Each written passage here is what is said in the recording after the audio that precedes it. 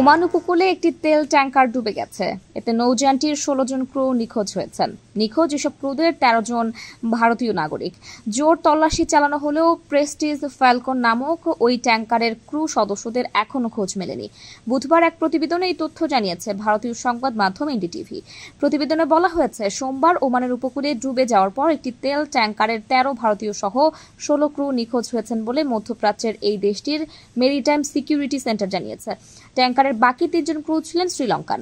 MSc জানিয়েছে, কমোরসের পতাকাবাহী এই তেল ট্যাঙ্কারটি বন্দর নগরী দুখুমের কাছে রাস মাদরাকাহ থেকে ২৫ নটিক্যাল মাইল দক্ষিণ পূর্বে ডুবে গেছে।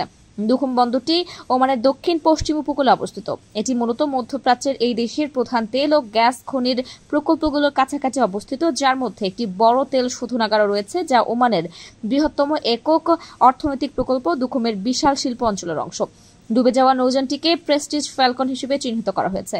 এমএসসি জানিয়েছে, জাহাজের ক্রুরা এখনো নিখোঁজ, তবে অনুসন্ধান অব্যাহত রয়েছে।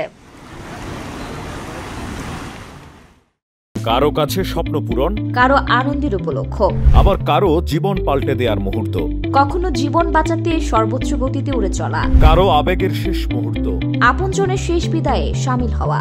এমন সব ইচ্ছে পূরণে সর্বনিম্ন ভাড়ায় দ্রুতগতির বাহন প্রবাসীর হেলিকপ্টার। আপনার প্রয়োজনে যোগাযোগ করুন আমাদের হটলাইনে।